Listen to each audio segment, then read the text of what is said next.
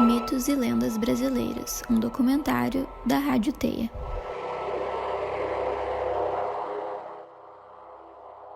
O folclore brasileiro é recheado de lendas e mitos.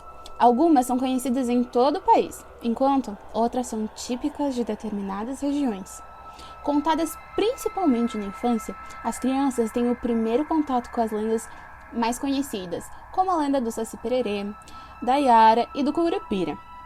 Mas é com o passar do tempo, depois de crescidas, que as lendas regionais e as versões originais são descobertas. Ao redor do mundo, as lendas têm a missão de ensinar. São lições passadas de geração em geração, que vão sendo moldadas boca a boca. Cada pessoa conhece ao menos 2 variantes de cada história. No Brasil, não é diferente. Aqui, mitos ganham um tom sombrio, travesso e questionável. Nunca são apenas fatos soltos, e muitos acreditam que cada lenda tem seu fundo de verdade. Neste documentário, trazemos o relato de Maria Selma, nossa personagem da vida real, cresceu em Juazeiro, no norte do Ceará, onde ouvia histórias fantásticas contadas por sua avó, que lhe jurava que essas lendas eram verdadeiras.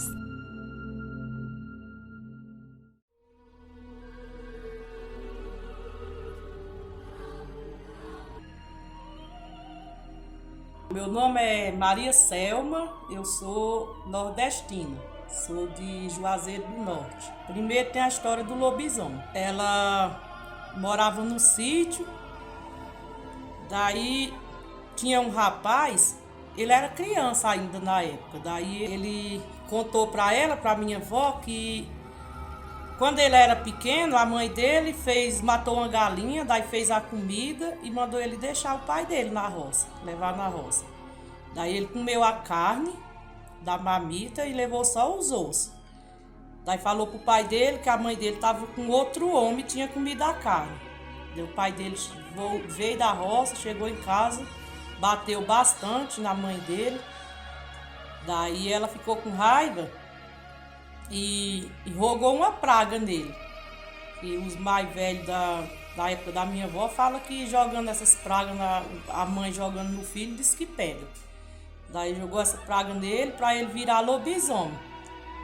Mas que ela falou assim, que era para ele correr 7 noites e as 7 freguesias. Daí ele ficou virando lobisomem, mas um certo dia ele chegou na casa da minha avó, que ele chegava cedinho lá, ela dava café para ele. Ela disse que ele falou que ia contar um segredo para ela.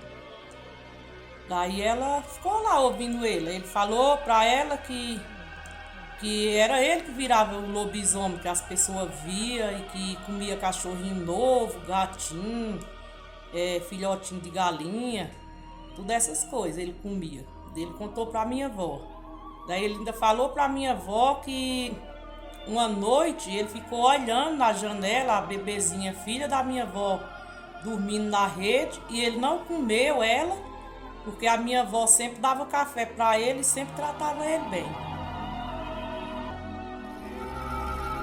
O Lampião é o seguinte, a minha avó contava que conheceu ele. Contava que ele era assim, ele era justo por uma parte, ele ajudava as pessoas que precisavam, só que também ele era ruim.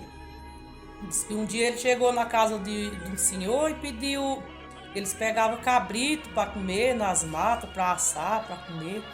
Diz que ele chegou na casa de um homem e pediu sal para eles fazerem a comida deles. Aí o cara foi e não deu sal. Diz que ele pegou, foi lá dentro, catou o pacote de sal e fez o cara comer o pacote de sal todinho. Água também, diz que ele chegava nas casas assim, ele pedia água, o pessoal às vezes não dava, não era porque não queria, era com medo, né? Porque já tinha medo dele. Daí ele fazia beber água até não aguentar mais.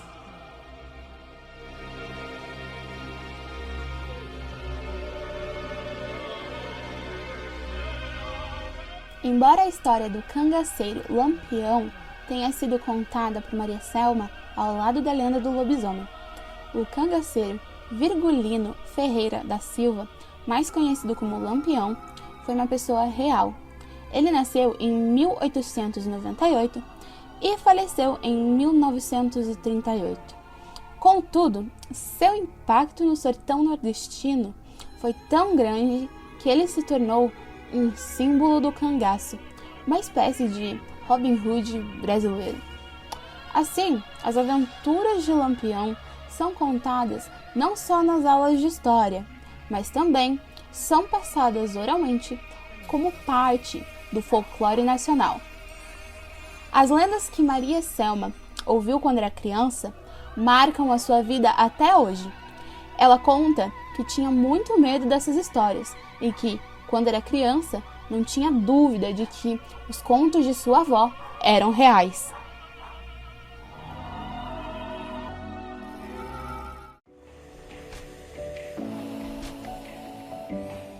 As lendas nativas são importantes na medida em que valorizam a história local. Dar visibilidade ao folclore nacional mostra a riqueza de nossos mitos e da identidade cultural. E esse é um dos principais motivos da obrigatoriedade dos estudos das lendas brasileiras nas escolas, e também da comemoração no dia 22 de agosto, o Dia do Folclore Brasileiro. Aqui no país, muitas lendas possuem origem indígena e diversas começaram na época da colonização. Alguns exemplos seriam o Curupira, o Boto Cor-de-Rosa e o Umba.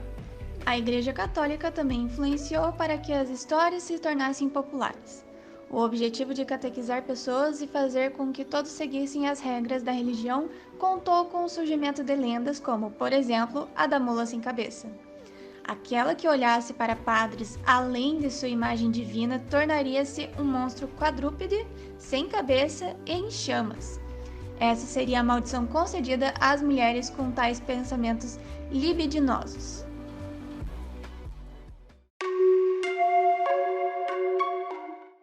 O estado do Paraná conta com lendas bastante simbólicas e populares na região, mas sem visibilidade nacional.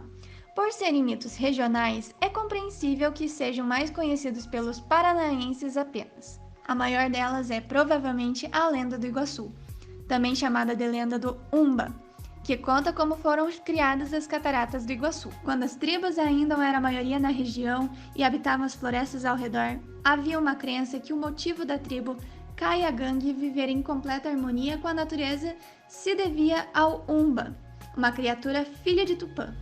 Umba era uma grande serpente que habitava o fundo dos rios e cercavam a região, e por ser tão poderoso, era o dono das águas. Quando a aldeia passava por um momento de seca ou escassez durante as caças, era porque, de algum modo, o filho de Tupã estaria descontente. Assim, um acordo teria sido feito para ambas as partes ficarem novamente em paz. A cada nova temporada, a mulher mais bonita da comunidade seria ofertada para Umba, que retribuiria com uma fartura para o povo. Certo dia, a filha do cacique, Naipi, a mais bela e inteligente das moças, foi a escolhida. E este era um motivo de orgulho para todos, inclusive para ela mesma. No decorrer das comemorações de despedida, Tarobá, o índio mais forte e corajoso, se apaixonou pela escolhida. E ao se verem, foi amor à primeira vista. Sabendo que o amor era proibido, decidiram fugir nessa mesma noite, na madrugada em que todos, inclusive a grande serpente, estaria dormindo. Mas o final acabou sendo trágico. Umba acordou com as movimentações nas águas e percebeu o que estava acontecendo. Faltava pouco para o casal sair do domínio das águas do deus, mas para não deixar que isso acontecesse, Umba levantou e com toda a sua força mergulhou o rio abaixo, causando uma profunda abertura às cataratas do Iguaçu. Tupã, ao saber do acontecimento, castigou os três envolvidos. Naipi foi transformado em uma grande rocha, Tarobá em uma palmeira, e seu filho, a serpente, foi aprisionado no fundo da garganta do diabo. A lenda fala que ao visitar o Parque Nacional do Iguaçu, é possível avistá-los.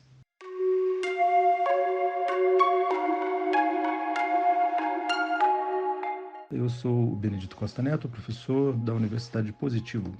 Qualquer civilização do planeta tem seus próprios mitos. Muitas vezes nós pensamos em mitos clássicos, né? Então a gente pensa no mito grego, por exemplo, que faz parte da nossa cultura também ocidental. Mas em qualquer lugar do mundo há mitos, e os mitos não são uma coisa só. Um mito pode ter suas variações, e os mitos também eles vão aparecendo ao longo dos séculos. O Brasil, como não poderia deixar de ser, tem seus próprios mitos. Então, aqui no Brasil, vocês vão encontrar mitos, por exemplo, de origem indígena, no caso do Boitatá.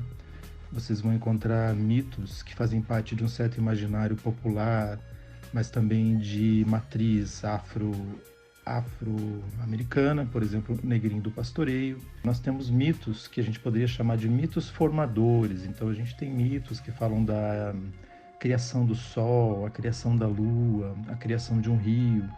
Nós temos elementos da floresta, por exemplo, que são eles mesmos o próprio mito. Por exemplo, um rio. Quando esse rio, por exemplo, é representado por uma cobra gigante, o caso da anaconda.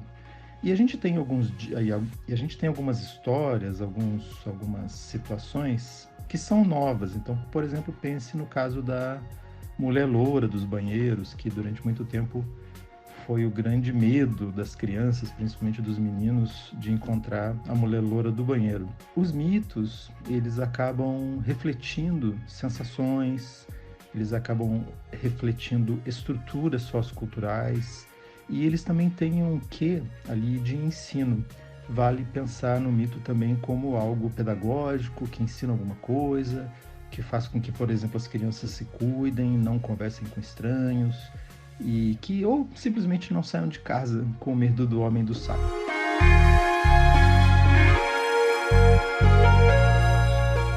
Os mitos e lendas são parte fundamental do imaginário brasileiro.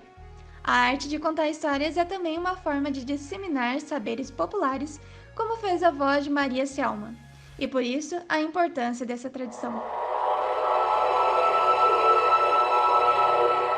Uma produção de Beatriz Portes, Carolina Portes, Heloísa Marques, Natália Frutuoso, Vanessa Nogueira e Yasmin Luz.